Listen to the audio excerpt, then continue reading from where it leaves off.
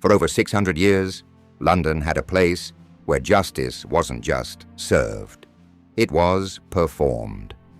The Tyburn Gallows weren't just a simple execution site. They were a public spectacle, a brutal warning, and a place where thousands met their slow and agonizing end.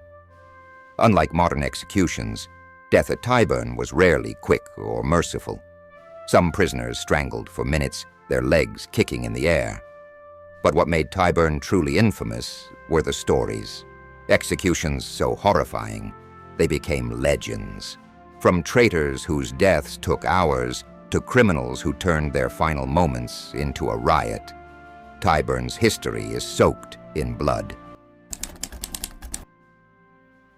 For centuries, Tyburn was the heart of London's most infamous executions. From the 12th century until 1783, this spot, near what is now Marble Arch, was where criminals, rebels, and the condemned met their fate. But Tyburn wasn't just a place of punishment. It was an event. Public executions here were designed to be a warning, a gruesome reminder of what happened to those who defied the law. But over time, they became something else. Entertainment, crowds of thousands would gather. Vendors sold food and souvenirs, and nobles paid for the best viewing spots. The executions themselves, they were often slow, brutal, and unforgettable. Unlike modern hangings where a trapdoor ensures a quick death, Tyburn prisoners were simply dropped from a cart. Their necks rarely broke instantly, leaving them to strangle while the crowd watched. And for the worst crimes, hanging was just the beginning. But what made Tyburn truly feared was the triple gallows, capable of hanging multiple people at once. It stood as a chilling reminder that mercy was rare and justice was delivered with spectacle and cruelty. Jack Sheppard wasn't just another criminal. He was a legend in his own time. A daring thief, a master escape artist, and a man so beloved by the public that his execution drew one of the largest crowds in Tyburn's history. Sheppard's story begins in London's slums, where he trained as a carpenter. But honest work didn't suit him. He quickly turned to theft, robbing homes, businesses, and even wealthy nobles. His charm and wit made him dangerously likable, and soon he was not just a criminal. He was famous. However, what made Sheppard truly legendary was not his crimes, but his ability to escape even the most secure prisons in London. Jack Sheppard wasn't just lucky. He was a genius at escaping. No matter how heavily guarded or well-built a prison was, he always found a way out. He was locked up in St. Giles's Roundhouse, a small local prison. Within hours, he picked the locks, climbed out a window, and disappeared into the streets. This time, he was sent to New Prison in Clerkenwell, a much more secure facility. But within days, he broke through the ceiling, climbed down using a bedsheet, and walked away like nothing happened. He was now in Newgate Prison, one of the most feared prisons in London. He was placed in shackles and locked behind several iron doors. But that didn't stop him. He managed to file through his chains, break open 6 different doors, climb onto the roof, and escape into the night. At this point, he was a hero to the public. The newspapers reported on his escapes with admiration, and even wealthy Londoners secretly cheered him on. But the authorities were furious. When he was captured again in November 1724, they made sure there was no chance of escape this time. On November 16th, 1724, Jack Sheppard was led to Tyburn Gallows for his execution. But this wasn't a normal hanging. This was an event. Over 200,000 people came to watch, nearly 1/3 of London's entire population. Nobles, merchants, and commoners crowded every available space, some even climbing onto rooftops for a better view. Many in the crowd hoped he would escape again, expecting one last trick from the legendary thief. As he was taken to the gallows, he showed no fear. He joked with the executioner, greeted the crowd, and even drank several pints of beer along the way. Finally, the noose was placed around his neck. The executioner pulled the cart away, and Sheppard was left strangling in the air. Unlike modern executions where a quick drop breaks the neck, Sheppard died slowly, kicking and choking for several minutes. Some say his friends tried to cut him down and revive him, but it was too late. Jack Sheppard was dead, but his legend lived on. Plays were written about him.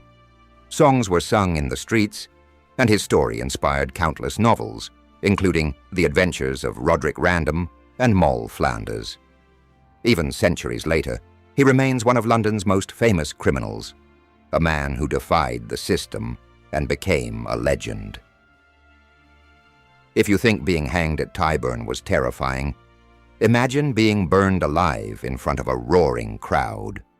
That was the fate of Catherine Hayes, a woman whose crime was so shocking that the authorities decided hanging wasn't enough.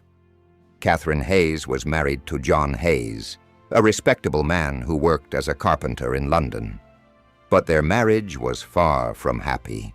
John was a controlling and violent husband, and Catherine, along with her two lovers, decided to get rid of him for good. One night in 1726, after getting John drunk, the three attacked him in his sleep. They bashed his head in with an axe, then cut off his head to make the body harder to identify. They dumped his headless corpse in the River Thames and threw his severed head into another part of town. Unfortunately for Catherine, the head was quickly discovered, and witnesses soon linked it back to her. She was arrested, and when authorities learned she had planned the whole thing, they decided her punishment had to be as brutal as her crime. At the time, women convicted of petty treason were sentenced to burning at the stake. The belief was that a woman who betrayed her husband had committed a crime worse than murder, a betrayal of all of society. On May 9, 1726, Catherine Hayes was led to the execution site, where a large crowd had gathered to watch. Her fate was far worse than hanging. She was tied to a wooden stake, her body restrained with chains so she couldn't escape. A large pile of firewood was placed at her feet, waiting to be lit.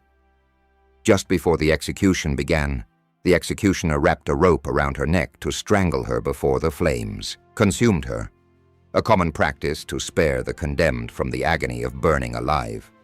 But something went terribly wrong. The executioner pulled the rope, but it snapped before she could be strangled to death. The fire was already burning, and Catherine woke up screaming as the flames engulfed her body. The crowd watched in horror as she thrashed and burned, her screams echoing across Tyburn.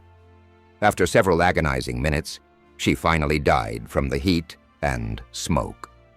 Her charred body was left to burn until only ashes remained. This execution was so horrifying that it led to a change in British law. From then on, women sentenced to burning would always be strangled first to prevent them from suffering the same fate as Catherine Hayes. For centuries, Tyburn Gallows stood as a symbol of fear and justice. But by the late 1700s, attitudes were changing. Public executions were no longer seen as effective deterrents. Instead, they became rowdy, chaotic events where criminals were sometimes treated like celebrities. Critics argued that executions were turning into entertainment, with massive drunken crowds gathering just for the spectacle. In 1783, the government finally shut down Tyburn and moved executions inside Newgate Prison, away from public view. By the mid-1800s, hanging, drawing, and quartering was abolished, and by 1868, public executions in Britain were banned altogether. Tyburn was gone, but its legacy remained, a grim reminder of a time when justice was brutal and unforgiving,